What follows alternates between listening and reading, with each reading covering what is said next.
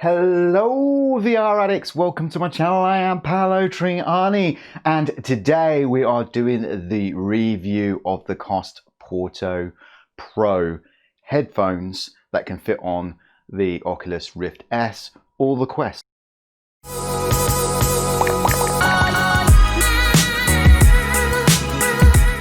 So I've had these headphones for some time now, and because of the world issues, I couldn't get the 3D printed attachments done.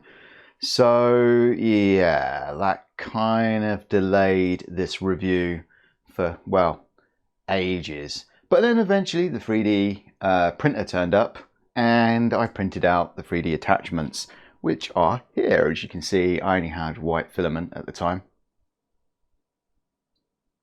I might have to spray them at some point, but here they are. Very low profile compared to something like the Mantis. But yes, there it is. Be aware, and this is a massive disclaimer, if you're going to put it on your Rift S, be aware you may scratch your halo. And this also applies to the Quest. It depends on what you're attaching it to. Obviously, if you've got the halo strap for the Quest, then you may scratch it. So be very careful on putting it on if you're very scared about scratching it. I wasn't. I just put it on like as rough as I could and thought, who cares? I was carefree when I did that. Now all was left to do was to play VR games, and oh my god, playing VR games all the time for people to watch on my channel. The horror. I mean, this is the hardest part of being a YouTuber. Okay. So disappointed. So disappointed in myself for this purchase. I mean, this late purchase, because these things are really fantastic. I mean, the bass is index good. I mean, I felt my ears flapping about when in bassy scenarios. I mean, it was crazy. The bass is literally beastastic in these headphones. So what about shooters? Well, it's bassy, so does that mean the low drowns out the high-ish footsteps? Well, I would say a little more than the Bionic Mantis headphones does, and yes, more than the Index Audio would as well. Good news though is you can still hear the footsteps in, say, games like Contractors VR, but you have to really listen out with these, sadly. It's nowhere near as good as obviously the Index Audio for listening to those. And if you hear firing near you, you'll be blown away by the sound of that than the tiny little patter of feet made by the next guy about to sell you free tea bags. Yeah. The sound is truly awesome overall in the Koss Porta Pros. I think that's how you pronounce them. I'm not entirely sure. Koss Porta Pros. Yes, I really do kind of like the lows in it. It is incredible lows, incredible mids, incredible highs, but obviously the high just seems to have this, well, because it's all just very punchy. I think they can drown each other out a little bit, and that's just a bit of a shame, where I don't kind of feel that with the Index and the Bionic Mantis, but the Bionic Mantis just, drops it down. Bionic Mantis is kind of like basically a level playing. It's like almost like studio sound, where you kind of have a mixer to make the different sounds more pleasable and more pleasurable. I'd say, not pleasable, but you could say pleasable to the ears. But then where the Koss ones are just punchy straight out, and they just tune in straight away for every game, and they sound really good. 99% of games are going to sound fantastic in this. The 1% is still going to sound fantastic, but those 1% are probably going to be shooters where you're going to be having to listen a little harder for those footsteps. But that's just about it. That's the only negative with the audio, because realistically the audio is really good. And look at them, you wouldn't think, because they are like literally so thin and they don't look well made. When you get them, they look trash, if I'm going to be honest with you.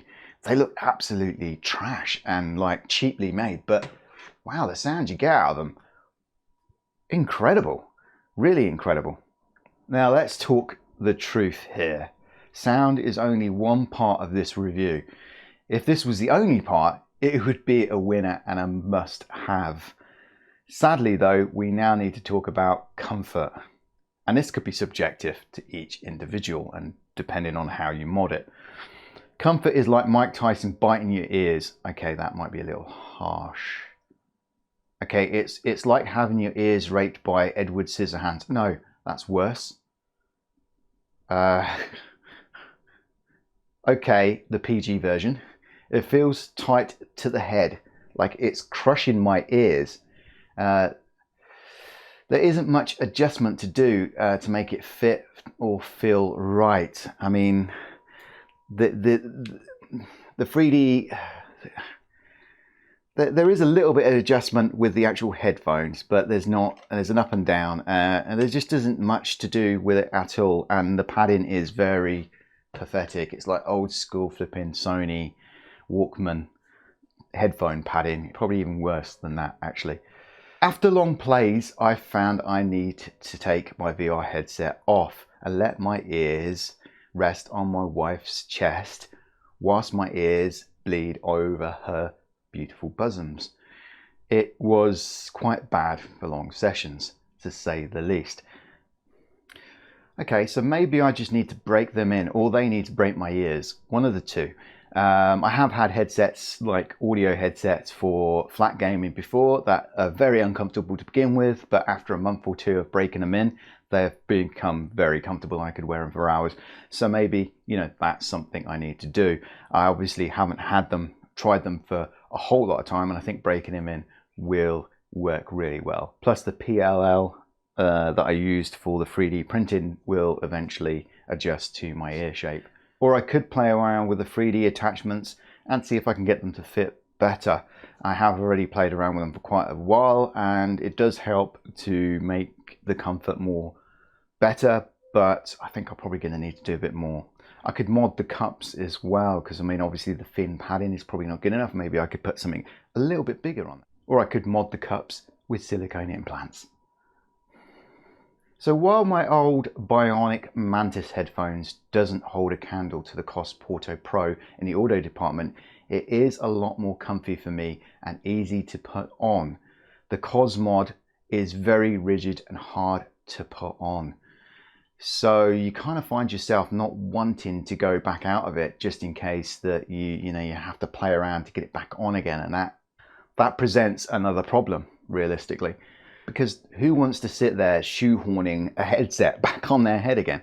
I'm going to do an example here. I wasn't the last person to wear these, my son was, so let's pop this out. Notice how when I put it on, it's hitting just here, it's hit the top of my head already. So then I have to shoehorn it on. There we go. It's not too bad, it's already improving, but when I first got that, it was even more rigid. So you have to kind of break them in for sure. So how easy is this mod to do? Now I've probably messed up my hair. Well, you'll need 3D parts. You'll need to buy a pair of Koss Porta Pros. Then some taking apart of the Koss headset. The headset is a whole headset, so you'll have to take it apart. It's easy, you just have to pop off the drivers basically. That's it. And then maybe some assembly of the 3D parts. If you bought it already all together, then maybe not. But if you didn't, then you'll have to assemble the parts. This can be a bit more difficult if you're new to 3D printing. Yeah, I had to sand down some bits.